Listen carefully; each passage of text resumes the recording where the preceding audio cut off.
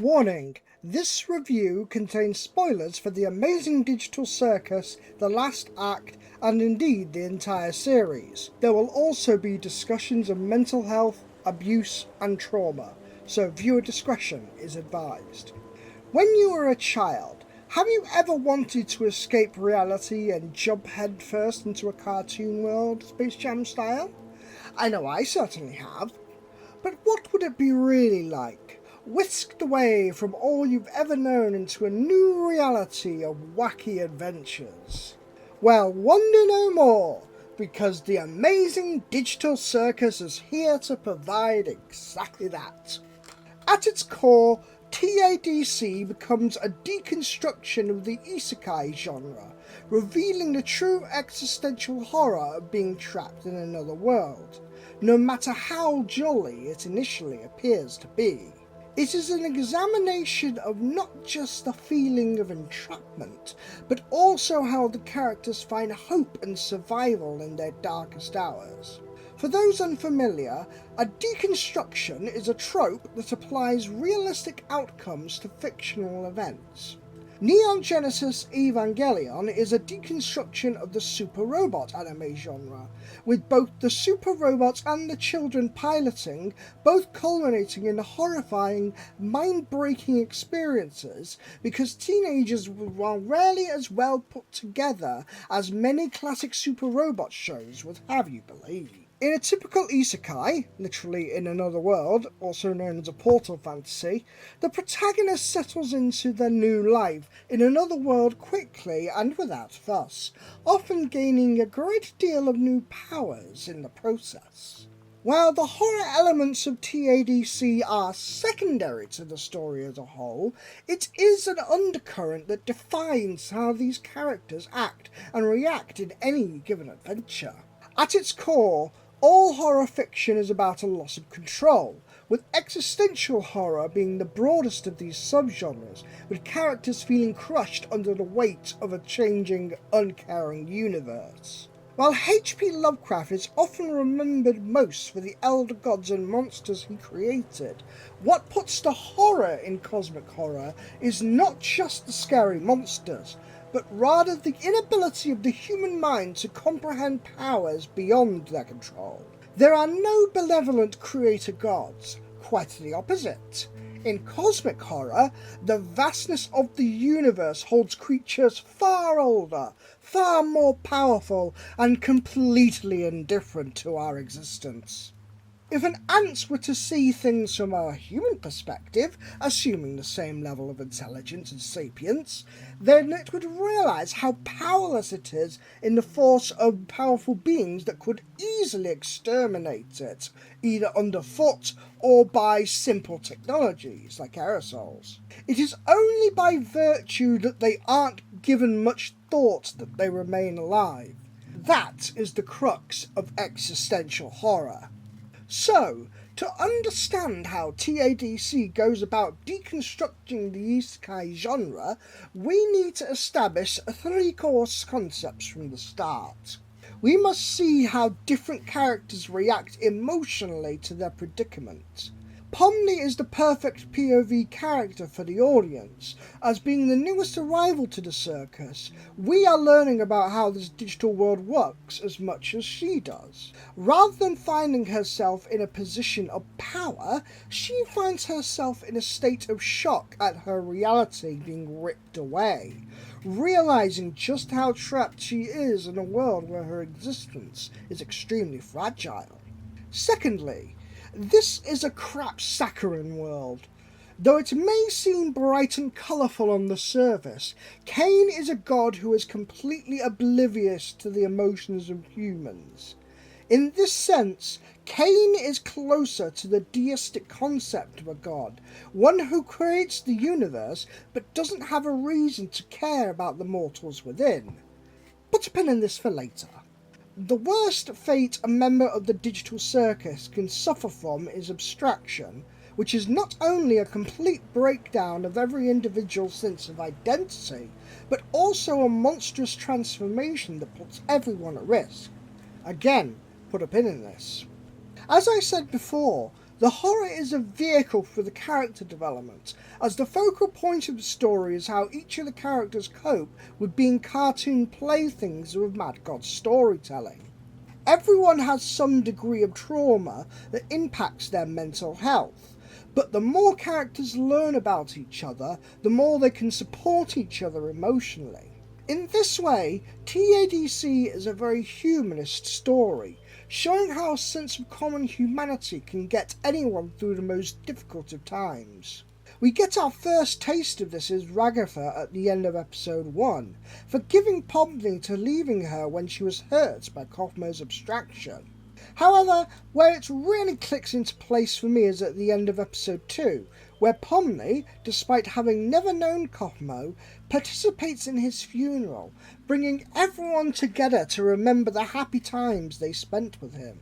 What makes Pomni work as a protagonist is both how she deals with this trauma and how she acts as the keystone of the group. She is the one who listens to everyone, bringing them together to focus on what they can control rather than what they can't. Even in the face of crushing revelation that they are just brain scan recreations of their original humans, no matter how dire the tragedy they face, they still come together.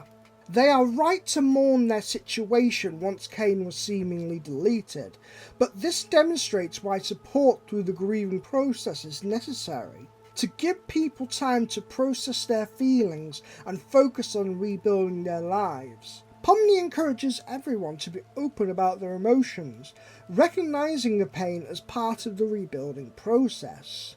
And while the circus members may not be gods like Kane, uncovering that they have some ability to manipulate the world around them means that they can change their environments for the better, however slowly that may be.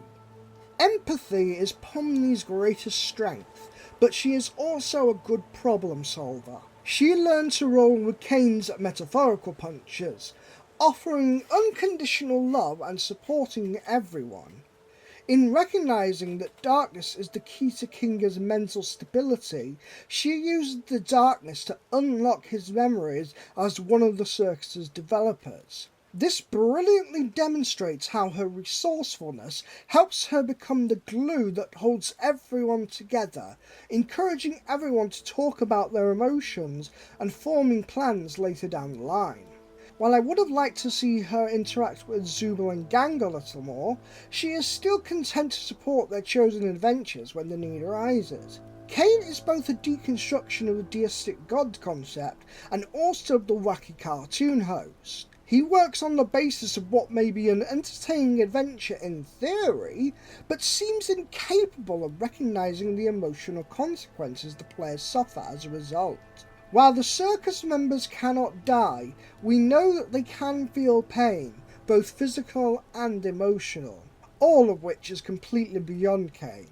To further explain Kane's role as a vehicle for the existential horror, we need to understand the difference between plot and character-driven stories, which boil down to a matter of agency. Plot-driven stories of the characters react to external events, while character-driven stories are, as the name implies, actively progress as a direct consequence of the characters' actions and choices. Even when the circus members get to suggest ideas for their own adventures, there is still some twist to it, keeping any sense of control just out of reach. As such, most of the existential dread derives from being trapped in a world controlled by an oblivious god. Remember what happened to Gummigoo in episode 2? Kane does not recognise the autonomy of the NPCs he created, unlike the players, so even they are not entirely safe when they refuse to placate Kane entirely. As we see with Abstraction, the grip on reality within the digital circus is a fragile one, so the protagonist's fight for unity is the strongest force they have in keeping it together.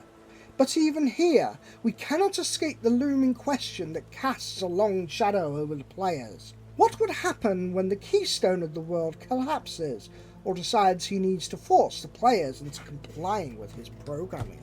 For most of the series, it is interesting to note that Kane isn't inherently evil.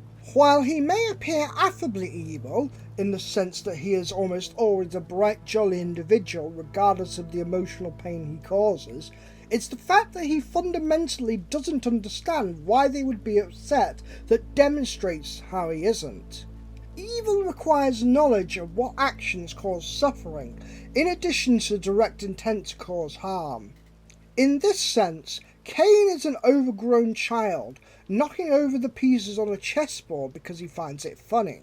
There are many allusions to classic Looney Tunes scattered throughout the series, particularly when characters squash and stretch in exaggerated ways, so Cain expects the consequences of his adventures to be little worse than Wile E. Coyote after Acme Products failures.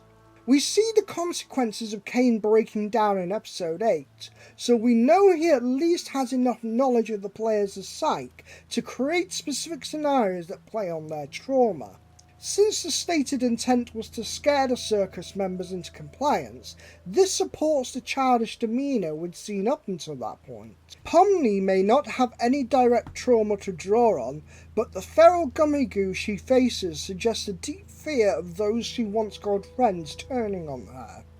Jax has previously alluded to Ragatha's abusive home life with her mother, and her nightmare scene is right out of the Texas Chainsaw Massacre, trapping her with someone who takes delight in her pain. What's especially interesting here is how she is a mirror image to Jax, falling and always forcing a smile instead of lashing out at others. She is the yes woman, finding it easier to take the hits instead of fighting back. Zubal's nightmare can be read as a manifestation of their gender dysphoria, being sworn by all their different body parts, yet never feeling like any can truly belong to them.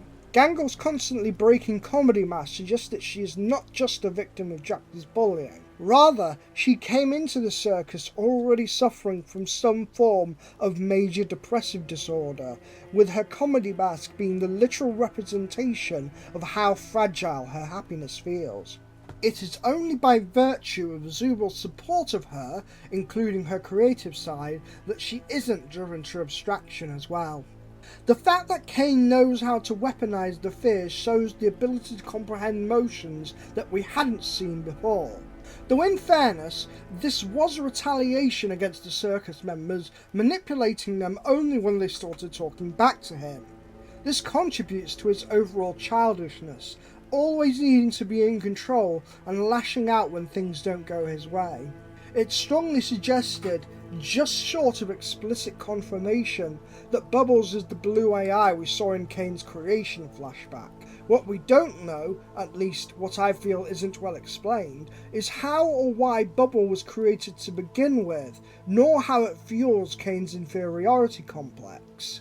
Bubble has never been seen as anything other than a goofy, mildly disturbed comic relief sidekick, right until episode 8 when he starts tormenting Cain about his failure to create an amusing enough adventure.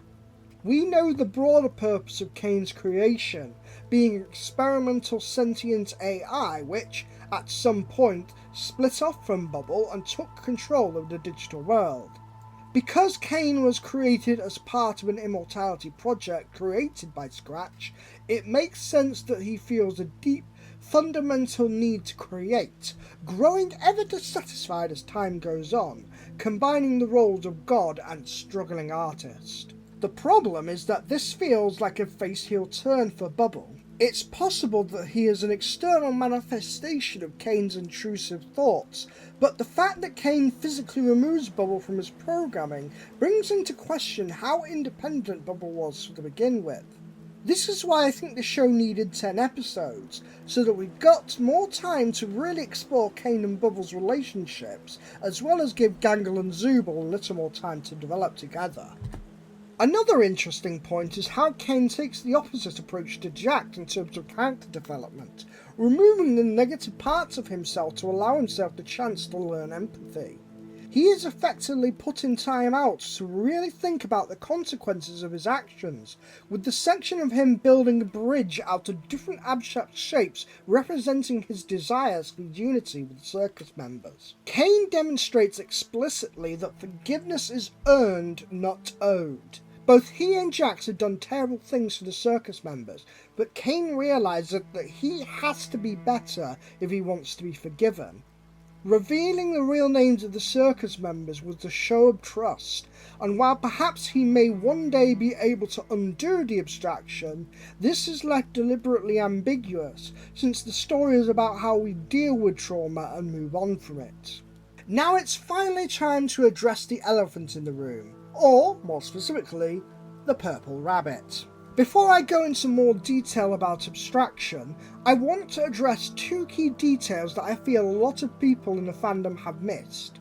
Firstly, Jax being a trans egg is strongly implied through subtext, and though anything less than explicit textual statements will always leave some room for ambiguity, I will be using he/him pronouns to focus on Jax's representation throughout the show, as Gooseworks has explicitly stated that either set of pronouns are acceptable. Secondly, trauma is not an excuse for abusive behaviour. Jax is an interesting character precisely because it's clear how much he's hurting himself as much as the others. We see warnings of potential abstraction from the very start, as in episode 2, when Pomni helps to set up at the funeral for Cosmo, Jax is the only one missing, watching grumpily from afar. It's clear from his expressions that he is hurting too, but refuses to admit this to the others. In later episodes, we see Jax repeatedly on the verge of a panic attack, breathing heavily and with the same swirling eyes Pomni showed in episode 1. The live-action flashbacks we see in episode 7 are a major clue, with Jax being on the verge of abstracting due to how much he forces himself to be isolated from the others.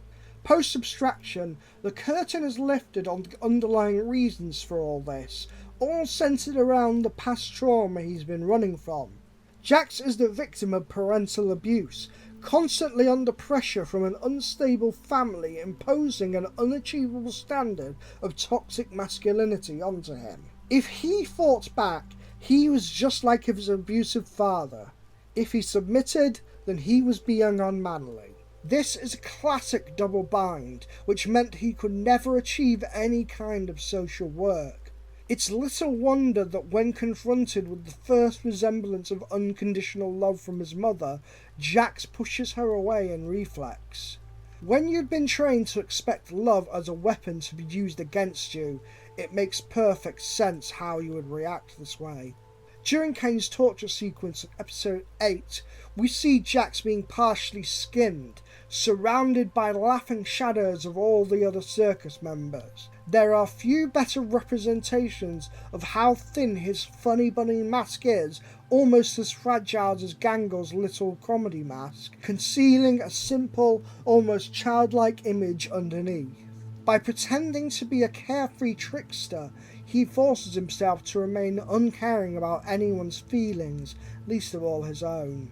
From the start, we've known abstracting has something to do with emotional distress. Characters who snap under the horror of circus life lose all sense of personhood, but until now, the exact details haven't been understood. Now, with an insight into Jack's memories, we know that characters abstract when they feel most isolated. Initially, when Jax first joined the circus, he formed a small clique with Ribbit and Cosmo, as both of them helped him get used to life in the digital circus. Yet the one time he truly opened up about his past before the circus to Ribbit, he absolutely freaked out because he thought someone else had overheard. While his later accusations against Ribbit of manipulation appear baseless, Jax reveals far more about his own fears than he is willing to let on. Jax never wants to be taken advantage of again, so he pushes Ribbit away to avoid confronting these fears. When Ribbit finally abstracts, we get a view of how much he's hurting, with Jax shaming himself for being on the verge of tears. If this isn't toxic masculinity, I don't know what is. He has literally been running from his problems, even before he entered the circus, preferring to be homeless to confront the potential harm he caused to his mother. This all ties back to the trans femme coding we've seen in previous episodes. Jax grew up having his masculinity constantly degraded and tested, so he forces himself to perform that masculinity, treating everything as little more than an elaborate video game. This is why we see multiple versions of him when Pomni dives into his mind, constructing different scenarios based on how each of the circus members would abstract. Yet in a way, it's those same individuals who determine which part of his persona he presents most. If Ragatha goes, then any sense of playfulness vanishes, leaving only the violent, malicious part of him behind. If Zubal abstracts, then he's free to use femininity as a means of further teasing Gangle. Conversely, if Gangle goes, then Zubal becomes vengeful, leaving Jax to go full Looney Tune in a big homage to Bugs Bunny cartoon. Ultimately, his abstraction happened because he took the opposite approach to dealing with mental health than Pomni. Pomni was open and honest about emotions from the start, finding common humanity amongst the other circus members. When she stopped falling for Jax's bait and treated him with unconditional respect, Jax couldn't take it, precisely because of his conditioning to see love as bait to hurt him more. Again, while Jax's actions aren't to be excused, what made the finale brilliant was uncovering that vulnerable side of him and how, in keeping it chained up deep within his psyche, he sealed his own fate. Jax is a tragedy because he was most willing to become a cartoon character Kane needed for their circus adventures, but at the end of the day, he was as human as the rest of the circus band. It's a sad irony that Gangle, despite all the abuse she suffered at Jax's hands, still feels heartbroken when he finally abstracts. Gangle, for all her fragility, still has enough empathy to recognise how much Jax was suffering. Even Ragatha, who had deep anxieties of how close Jax was getting to Pomni, is clearly hurt by Jax's abstraction as well. She knew he was hurting, but never to this extent. Much like with Rivet and the others, Jax wanted to be hated, also could keep everyone safely at arm's reach without ever needing to be honest with himself. In this way, Ragatha keeping the secret of his conversation with Ribbit was her last act as a friend to him, but it still hurt more than it helped. Also, the whole Isn't She Lovely montage is the only time they truly come together. Pomni still offers unconditional love and support for Jax, despite everything he's done, because deep down, he is the product of a toxic cycle of self-loathing. Without Pomni, none of the circus members would likely be as close to one another as they came to be. In a better life, Jax could have confronted his inner demons and come out of the closet as a trans woman, but instead, he destroyed himself. The message of the entire series is a simple one. Don't suffer in silence. Talk to people, as there will be always someone who cares. Even in the darkest, most oppressive times, we still have each other, and together we will be better. As a great giant once said, ain't nobody in this world born to be alone. Overall, the Amazing Digital Circus has been a fascinating and surprisingly introspective ride. Through the method of deconstruction, it shows how empathy is the true superpower of humanity, providing the fuel to overcome any obstacle, be it physical or mental. There are some details that I feel were left a bit too ambiguous, particularly in regards to Kane and Bubble, but these are small blemishes on an otherwise incredible story. Maybe one day the abstractions can be reversed, but for now, keeping them calm and comfortable is the kindest thing anyone could do with them. This is the closest thing the members of the Digital Circus could have had to a happily ever after, knowing that the humans they are based on are living as fulfilling lives as they can, while they remain as independent digital avatars. I give the Amazing Digital Circus a final score of 9 out of 10 and an A+ grade. What did you think of the series? Do all the usual nice YouTube stuff and comment below with your own thoughts. Until next time, I bid thee farewell.